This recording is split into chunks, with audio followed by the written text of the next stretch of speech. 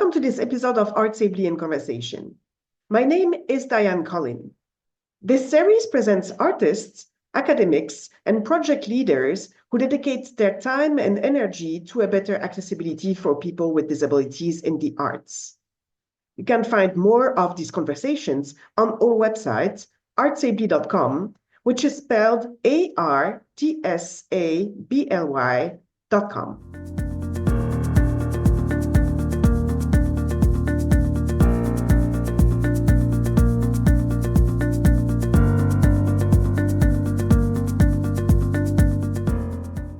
Today, ArtsAbly is in conversation with Erman Türkili, a musician and assistant professor at Bahcesehir University in Istanbul, Turkey, and the founder of the House of Arts and Science in Istanbul. You can find the resources mentioned by Erman Türkili during this episode on ArtsAbly's website in the blog section.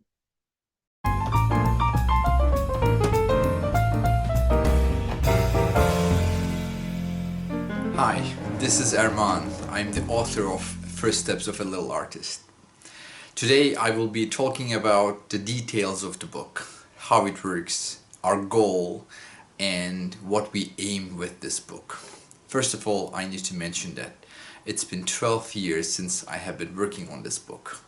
I wanted to make sure that this book will enable all the children in the world to play the piano easily.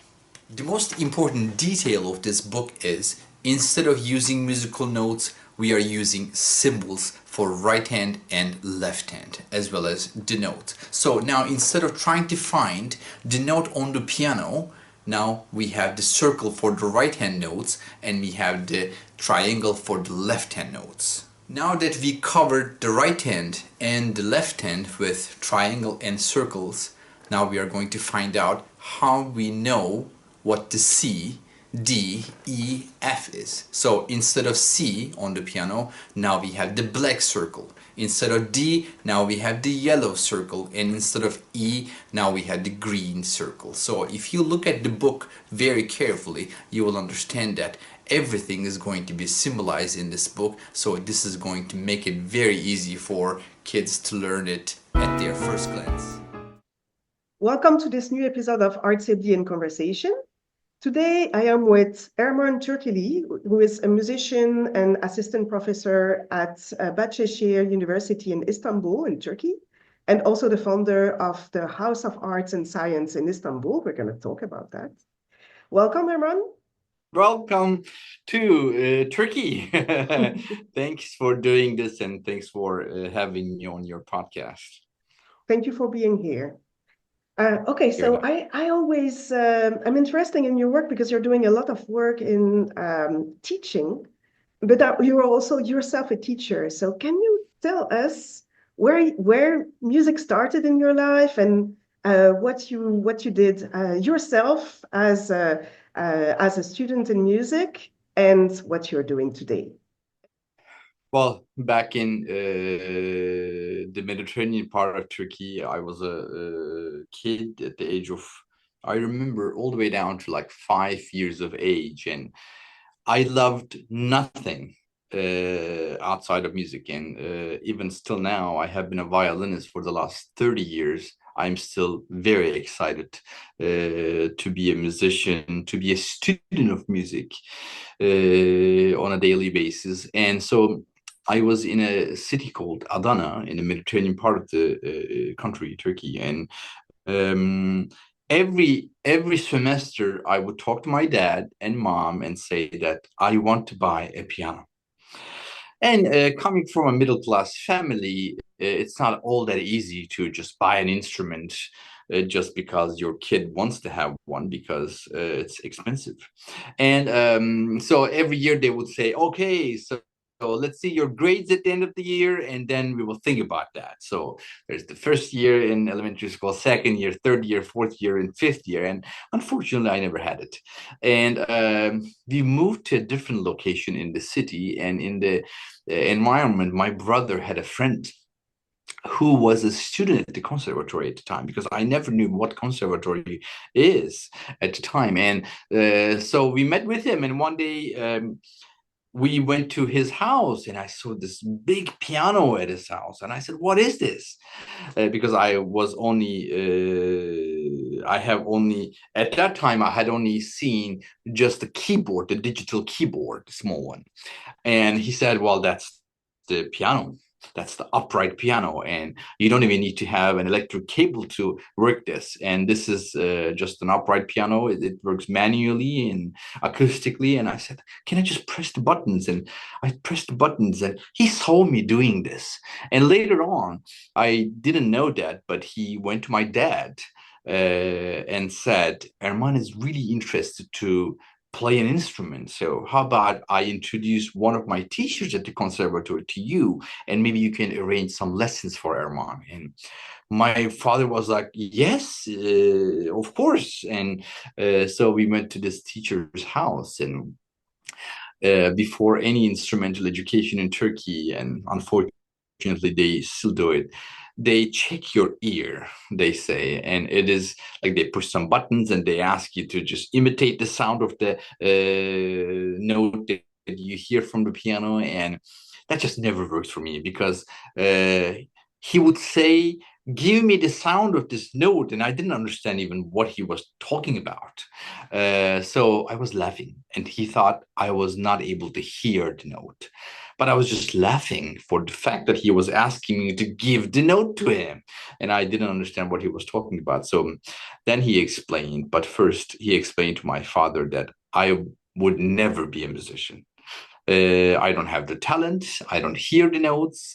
And he said, my father said, can we try it again tomorrow? And so we went through again tomorrow, the next day. And he said, no, no, no, no, no. I will not teach him. My wife can teach him. So his wife came and she did the same thing. And I was laughing again. And she said, this guy will never become anything in music. And she said, I will have my daughter teach him. So his daughter, their daughter came in, and they were like, Erman, I am going to play a note on the piano, and I will imitate it just like a flute with my mouth. And then I understood what she was talking about. She was asking me to imitate the sound of the piano. So then I started doing it.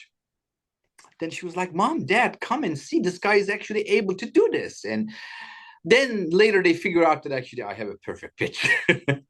But at first it was very funny. They said, there was a very famous sentence that he said, if this guy enters the conservatory, I will become a shepherd at the conservatory. that was the sentence that the professor said. And then they said, okay, well, now you understand how we are doing this. So they started putting multiple voices on the piano, and I was able to divide them and give them back. And so they said, okay, now if this guy doesn't win the exam, then I will become a shepherd at the conservatory, because now I have a perfect pitch. And so later on, I entered the exams, the auditions at the conservatory, and I became a conservatory student. And I was actually the first one to enter it. And they asked me 8 notes at the same time. So they basically like pressed down 8 notes, and I was able to identify them. Then I started becoming a conservatory student at the age of 10.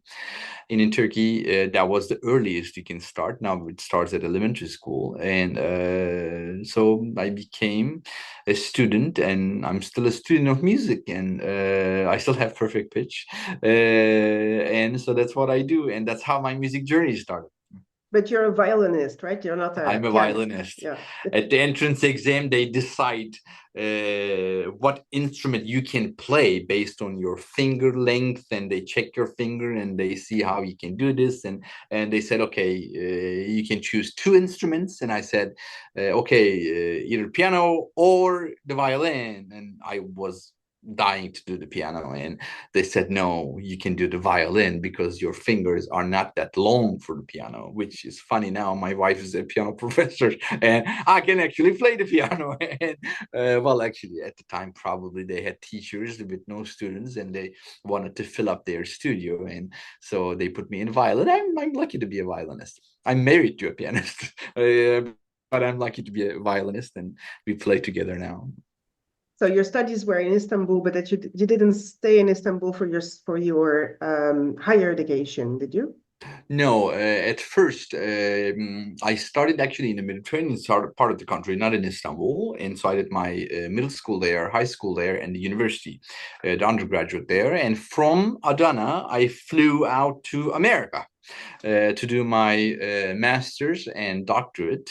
So I did my master's at Pittsburgh State University and my doctorate at Florida State University. And at the age of 26, I heard the same thing. They said, you became the doctor of music. And I said, what is this? I was just making music. So I was very young because I enjoyed what I was doing. So starting with elementary school until finishing up doctorate, I never had a gap year or a gap month. And so at the age of 26, I had my DMA license, Doctor of Music and Arts license from Florida State University. And I think that I'm still a lifetime student of music, and that's what I do. So how long did you stay in the States? About 7 years. After that, I had about 2, 3 music teaching studios in Florida and in Alabama, and then I decided to travel back to Turkey. So I moved to this historic, beautiful city of Istanbul. I'm not from Istanbul, but I moved back to Istanbul, and I have been living in Istanbul since then. It's been 12, 13 years since I moved back from States. So when you came back, did you become a teacher immediately, or what did you do in the? At first, in America, I was an orchestral player in the symphony orchestras, and I had music teaching studios. So I had a lot of students, private students, and then I was also a member of the orchestras in the violin section. So when I came back, I wanted to have like a 6 months off to see how Istanbul works, how Istanbul lives the day. And so when does the day start in Istanbul? When does it end? And I figured out early enough that Istanbul never ends. Istanbul is a 24-hour city, just like New York. And so then I started teaching some. I never became an orchestral player in Turkey. I'm still not. I do recitals with my wife throughout many countries in Europe and also in Turkey. And now I have 2 different education centers in Istanbul, and I'm also a university teacher at Bahcesehir University, and where I teach violin and chamber music. But outside of the university, I start teaching at the age of 2 to kids, and also I work in special educations. I work with autistic kids using my methods. That's at House of Arts, right? That's the House of Arts and Sciences. So how did you? What is the story behind the House of Arts and Science? Well, I couldn't find a job, so I had to find my own. So that was the story actually, because well, I had music teaching studios back in America, and when I came back here, I wanted to do the same here. And at first, I wanted to become a university teacher, but I was so young. I was at the age of 26. Nobody hired me as an assistant professor at that age, and so I started having private students. And later on, I formed my first education center that was named House of Music. Then I wanted to always have science classes and art classes in the same place at a young age. Students would come in and they can do chess and they can do physics and they can do violin and piano and guitar at the same time. So that was the goal, because I believe art and science should always be together. And so that was the story behind that. So from House of Music, we turned that into House of Arts and Sciences, and at a very historic building in Istanbul, and that's what we still do. We have the second location now. Istanbul has 2 different sides. One is Anatolian side, the Asian side, and there's the European side too. So we have one center in the Asian side and one in the European side. So, and that's what we do. But mainly our education centers are now working only in the field of music. And what made you start working with children with learning disabilities? Back in US, I had a student one day. One family came and said, "We have a student who is mildly autistic." And well, up until that time, that was probably the first time I heard that term. And I said, "What is autism?" And his mom explained what it is, and he said, and she said he just works, he just learns everything normal, but then he can act different sometimes. And he came into my class, and so I started working with him. But the first class was very interesting. He just, like a shark, he would just travel around me. He would just walk around me as I was telling him how to do this song, how to play this song. And he would stop, play, and then he would start circling again. And after two classes, I called his mom and I said, it seems like I'm unable to teach him because he is just circling around me, and I feel like he's not listening to me. So it might be better to maybe find a different teacher who knows what this is all about. And she was like, how about in the third lesson, you ask him what he learned in the first two lessons? I didn't know that he's a recording machine. So the third lesson came by, and I said, "Hey, can you tell me what I taught you in the first lesson?" He was like, "Yes." For 45 minutes lesson, he talked about the entire class, minute by minute, second by second, with every detail. So I learned that actually he's listening to me as he was circling around me. And so it was quite an experience. And he was a great violinist. He was a great pianist too. And so we had great 2 years together with him, and he would not talk to me too much in the lesson, but he would always listen and do what I tell him to do on the violin, and it was very interesting. And then when I came back here, um, back in US, I had started working with kids using symbols and colors, not with that autistic kids specifically, but with the early age students. And the reason was I had a student, I still talk to them, Avery. She was at the age of 10, and she would come into my violin lessons. And she had a sister who was at the age of 3 or 2.5 at the time, Edison. And Edison would be like, at the end of each class that we do with Avery, and Edison would be like, "Can I also play?" And I would be like, "No, you can't play. I can, it's too early." And she would be so devastated. And one day, her mom came to me and said, "Erman, can you maybe try with her?" I said, "No, she's too young. She cannot learn the notes." And so I denied that. And later on, she came into my class for about 6 months. I tried very hard to teach her how to read the notes. And the first month, she loved the violin. At the end of 6 months, she hated the violin because it's just so difficult to learn with the traditional methods. And slowly, one by one day I was driving on Interstate 10 in Florida, and I said, how can I do something different to teach her? Because she is unable to understand everything I say. And all of a sudden, as I was driving on I-10, I said, how about instead of saying the note names, I say colors? Instead of saying C or do in Europe, I say yellow. And instead of the violin strings, I say, instead of saying G, D, A, E strings, how about I say circle? So I tried. In the next two lessons, she learned about 5 songs. So the first 6 months, it was a struggle of nothing. And so we started using symbols and colors to learn, and that later turned into a method that I worked on for about 12 years. I worked on the method before I published the first steps of a little artist book. And so with the book, we work in special education. We teach autistic kids how to play the piano. The first book came out on piano because it's an educational approach. The publication was easier on the piano. Now we are working on the violin book, and the xylophone will come out, and there's the ukulele will come out, and there is going to be a rhythm book for autistic kids and also with the early childhood kids. So we are using symbols and colors to teach the kids. That's how it all started, and that's what we do now.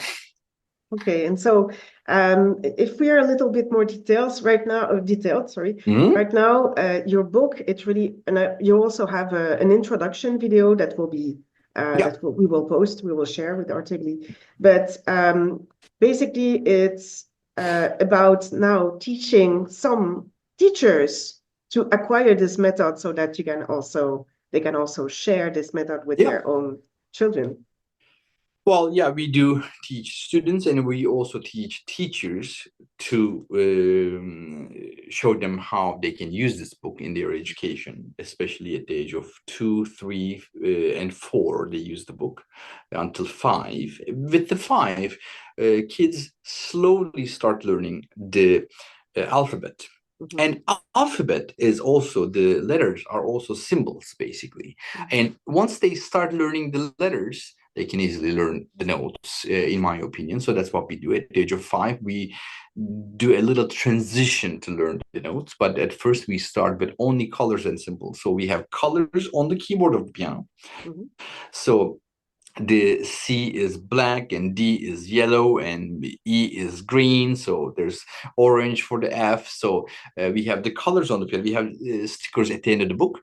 So we have stickers that they put on the keyboard, and also symbols are identifying our hands. So we have the circle hand and we have the triangle hand, because at the age of 3, who knows what right is, what left is, and it's so difficult. So what we do is we have these kid-friendly markers. So we draw a little circle here and a little triangle here. So now they have the triangle hand and circle hand. So it's a lot easier for them to identify that way.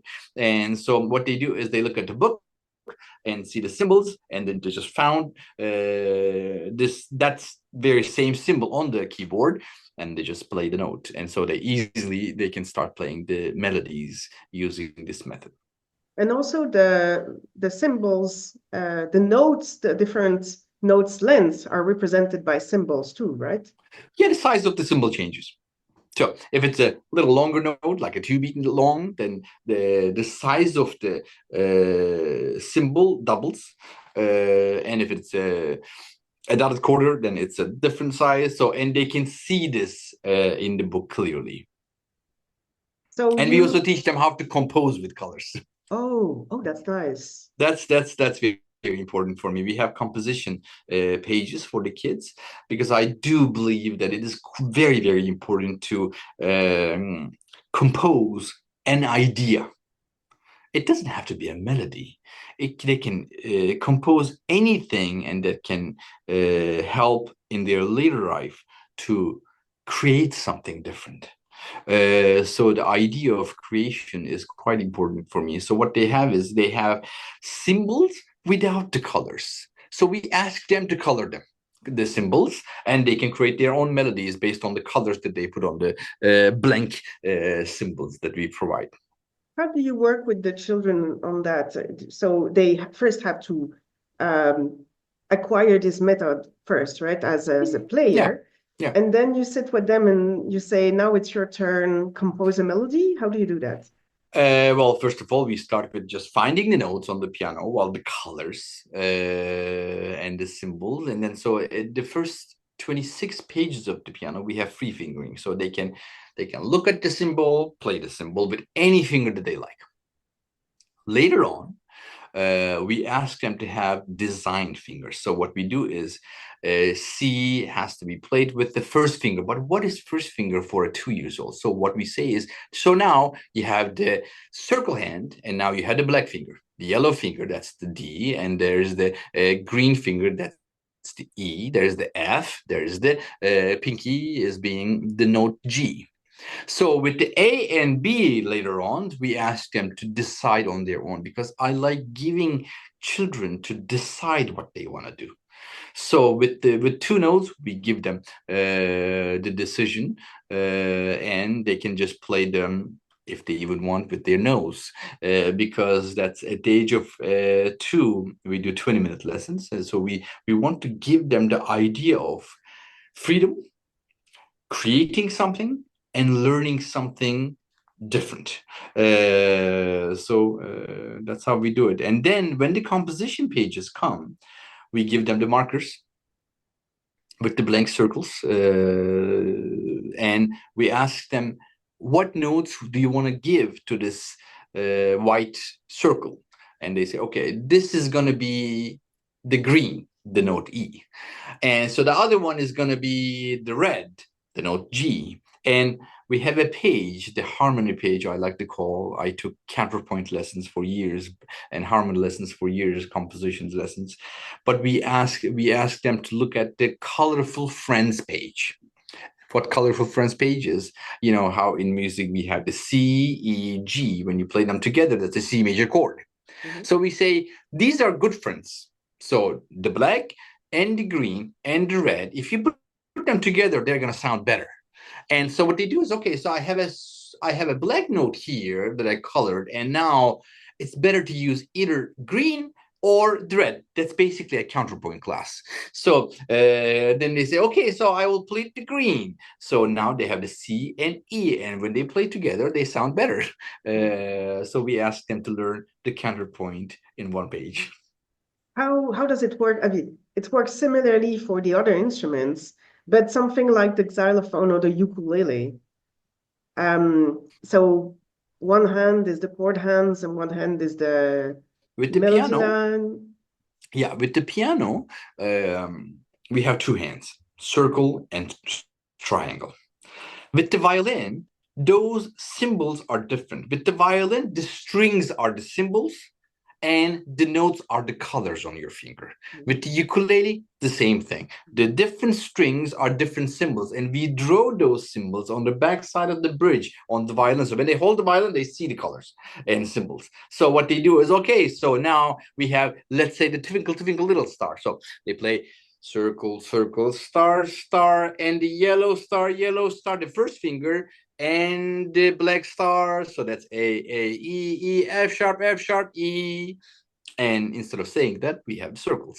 And the circles are the things that they start seeing when they are born, the first day. So it's a lot easier for them to identify and understand what it is. With the xylophone, it's just like the piano. So you have the colors for the notes and the symbols for the hands. Okay, I see. So right now there is one book. There's going to be several different books about this method. And any plans for other projects related to your school or your method? Yes, we want to work with elderly. Because what happens is at the age of 2 and 3, the biggest struggle is learning the notes. At the age of 62, 63, it is the same thing, learning the notes. Because with the staff, it's very difficult to identify the G, the E, the F, the A, and then these different sizes, and identify them there, and then find them on the piano or the violin, whatever you play, and then playing one note. Even the Twinkle Twinkle Little Star you have tens of notes. So it is very difficult with the elderly to play an instrument or start an instrument. So what we do is we also teach them with the colors. So at the first class, they start playing the melodies, other than learning the notes for about 6 months, finding them on the keyboard for another 3 months, and then playing one song. So we teach elderly using the book again, but we just change the repertoire. We teach them songs that they like to hear, and we basically apply that system to a regular song. And they also do it, and now we are working on that on the violin and on the piano, because at a late age, it is quite important to use your fingers, use your eyesight, and use your hearing. And if you use this on a daily basis, it is believed that the process of dementia comes back to you way later. It'll come back, but it slows the process of dementia. It doesn't remove the dementia out of your life. I hope one day it will, but it helps elderly to do a different activity. Am I mistaken, or you also have a project for blind people? Yeah. What is that? Well, actually, it is one of the goals in life that I want to do. I'm working on that for about, I don't know, 5-6 years. One day, I went to a museum in Istanbul. That was a museum called Dialogue in the Dark. And in the museum, 9 people become a team, and then they travel with you in a pitch black environment, and they introduce Istanbul to you. This museum, I hear that in about 60 countries they have this museum, and in Turkey, in Istanbul, we have a museum that is here forever, because they sometimes do it like this museum goes to a different country and they stay there for about 2 years, and then another country for 1 year. But in Istanbul, it's for a lifetime. So when I went to that museum, we were traveling in pitch black Istanbul. So they would take you to grocery store, you hop on the ferry, and they basically make you feel like, yes, you don't see it, but you can feel it and you can hear it and you can touch it. So you would go to a grocery store and they would ask you, find apples and buy 1 kilo of apples. And you'd be like, how? And be like, okay, well, hold the apple and smell it so that you will know that it's an apple. And so it was quite an experience. And when I got out of that museum, our tour guide was a blind person. His name was Engin, and he inspired me very, very much. And I said, "Can I have coffee with you one day?" And he's like, "Yes, of course." He's such a funny guy. And he's like, so one day we had coffee with him, and I said, "What does music mean for a blind person?" And he said, "Well, music is life." And I said, "Okay." And we're going to be friends for a lifetime now, and because music is life for me too. And I started writing a musical journey where all the blind people come into an auditorium. There's a chamber orchestra on stage playing with candles. The auditorium is pitch black dark, only the musicians see, and they're going to play songs, compositions from 7 different countries. And 2 theater artists will talk about a story that goes through those 7 countries. And each time they travel to a different country in their journey, they talk about like Egypt, and the orchestra starts playing Egyptian composers.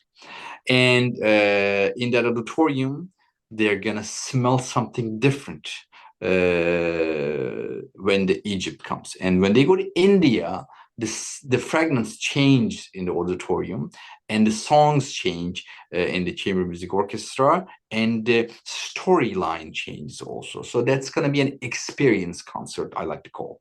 So they will go to the stage, and also people with eyesight can also come in, but they will be blind in the auditorium because it's going to be pitch black. So I want them to close their eyes and be in an auditorium where they won't see anything, but they will listen to the music. They will hear the stories of those 7 countries. They will smell different fragrances of those 7 countries. And hopefully, I'd like to add something else. I want them to also touch something. Like when the story goes to Africa, I want them to find that banana tied somewhere on their chair. I want them to find it on their chair. So I want them to experience something different. And I have been working on this storyline. I'm writing the story, and I'm also finding the compositions for those 7 countries. And hopefully one day we'll be able to do it. Well, it's a very interesting project. The mix of feeling and smelling and all the, all the senses that you can really think of when you don't, Yes. you don't consider a sight, right? So That's what I want to do, and that's what I have been working on. I'm almost done with the storyline. So the story starts in 1500s in Istanbul, and it goes to Egypt, it goes to India, and there's no, it's a fiction story. So it goes to America and listen to jazz, and comes to France and smell different fragrances in the history of Paris. And so we play French music there, and the theater artist will be talking about these stories in a very theatrical way. So there will be different sound examples in the concert. So they will be hearing the birds, and they will be hearing the fairies, they will be hearing the arrows being shot at. So it's a story, and it's going to be an exciting story. So for sure. Okay, so with all these experiences and projects that you have, with thinking of another way of playing music or developing accessible ways of performing music, I always have this question that I really like, and it's about accessibility in the arts, or sometimes we talk about disability culture because it's really what it is. What does it mean for you to work in an environment where you promote accessibility in the arts? it means many things, and especially this last project that I'm talking about, the musical journey. When people go to a concert, they experience a music that was composed hundreds and hundreds of years ago. But when I go to concerts, I see less and less people that are blind, that are autistic. So in my concerts, in my recitals, there's a rule. If there's an autistic kid, and if the concert hall doesn't let kids with autism, then I'm not going on stage, because art should be accessible for everyone. They, if I did special concerts for kids with Down syndrome, and some of those concerts were some of the memories I will never forget. And I want all the artists, all the concert artists and musicians and theater artists to experience this. And so that's why accessibility in arts should be worked on even more every day, but I see less and less every day. Unfortunately, in Turkey, in Istanbul, there was a restaurant, for instance. It was the dinner in the dark. That was the concept. And you would only say what you have allergies, your allergies, and then they would serve you food that you would never know what it is. And so, but unfortunately, they closed the restaurant. But I want to be able to promote concerts and give concerts for children, especially who are blind. My wife, we are very lucky that we have a student who is living in a very different part of the country, and we teach her online. She is an incredible pianist. And but if we just say, oh, she's blind, she cannot play the piano, that would be such a loss, because she plays incredible. I will send you videos, and it's incredible. And so therefore, all of these examples tells us that we should be more accessible for everyone, and we should not limit our educations, our teachings in also one area. We shouldn't have an age limit. We shouldn't have a student type limit, in my opinion. And every day we're working on that more. Yes. Yeah, I mean that's the preconceived notion of disability in music being so opposite is so stupid in a way. It is not. Very much so. So I'm happy to find people from all over the world who are defending this. Let's find a way. You know, like there is no reason for these students not to play music. That's really nonsense. Yeah. Mhm. Yeah. And actually, Braille himself was a pianist too. Yeah, yeah, And yeah, yeah. he has a piano method. Yes, of course, yes. Braille We music. found Yeah. we found the book, and he actually worked on that. Yeah, Unfortunately, that is not talked about quite as much. We traveled to the different city just because in that city there was a library that we could find the books, and we can find different ways of printing music. Mhm. And we have all the And teaching. audiobooks now, Yep. and we can also have different printer systems, which we do now.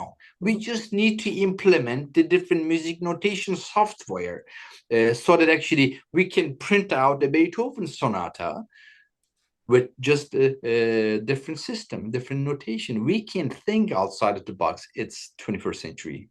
Exactly. And with new technology, I mean, we in ArtsAbly there has been a few musicians who identify as blind and who have shown that with the new technologies that are developed today, we can easily use a device and have some guidance or some audio voice system that they're used to, and with that they can do anything.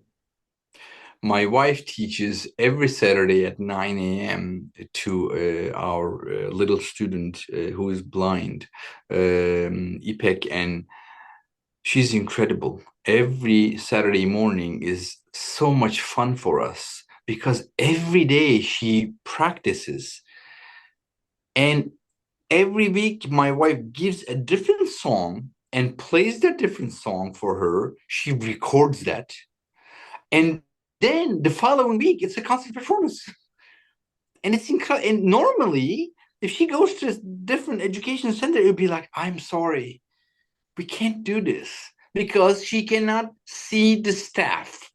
That's just nonsense now. There's so many different technologies. And most of those people, if they don't see, then they hear better. Mhm. And they And she has, memorize better. yes, and she Yeah. has a perfect pitch, and she memorizes so many different songs, and they are like pianistic songs now. They're not only kids' songs, they are like pianistic repertoire now. She memorizes, and my wife has another university student, and he's able to see it, but very difficult for him to see anything. So what he does is he takes a photo of the song and then zoom in and memorize everything. And she plays Chopin's and Beethoven sonatas, and you can. I mean, it shouldn't be that easy to say no.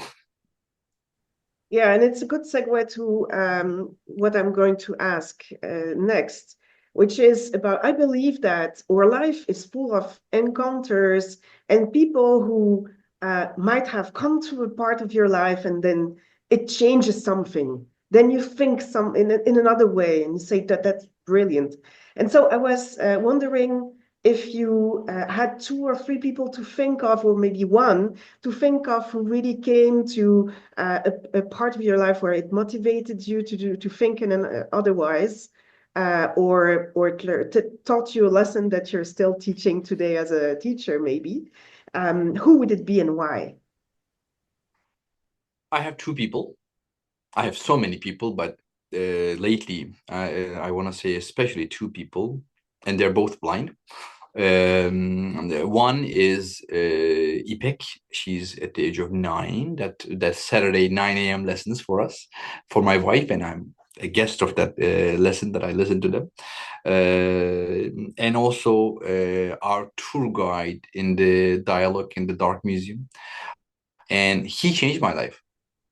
I think so differently after him, and he is almost at a talent level of an opera singer. He has this baritone voice that is so colorful. I'm very sorry that I didn't meet with him earlier, but every time I talk with him, he makes me laugh.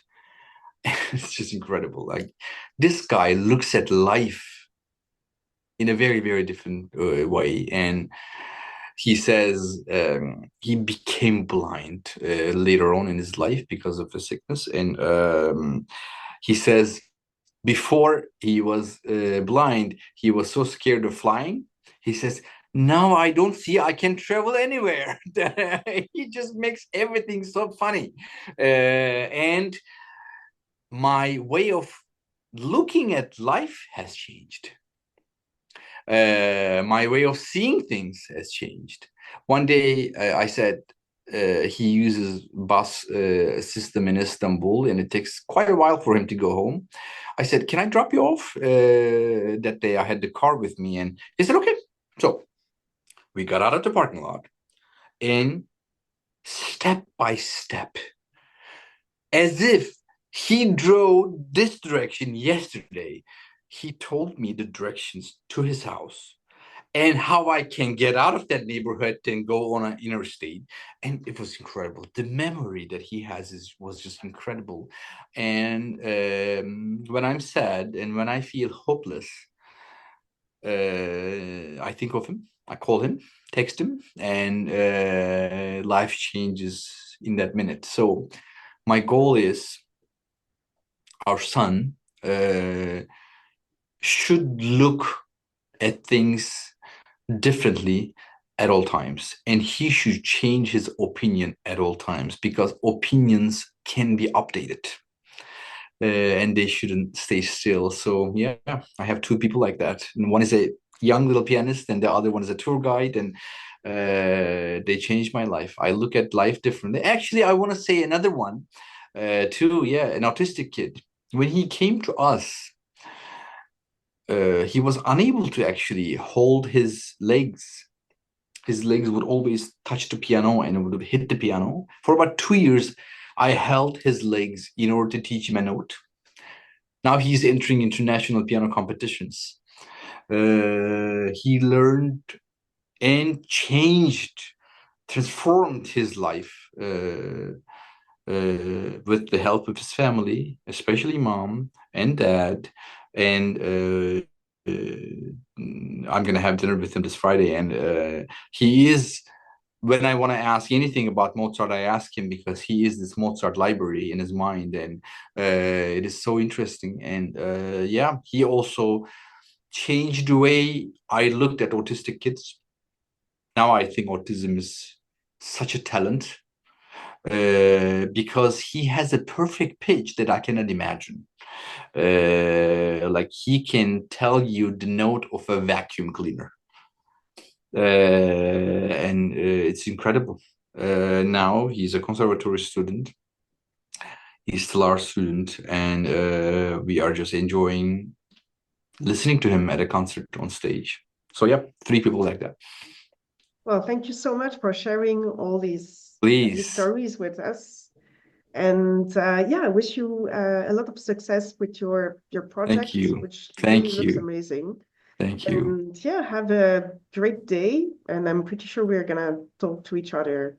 Thank you very much for doing this, Diane. And I'm very happy to be a guest of your podcast. And that was lovely. Thanks a lot. Thank you. Have a great day. Thank you. You too.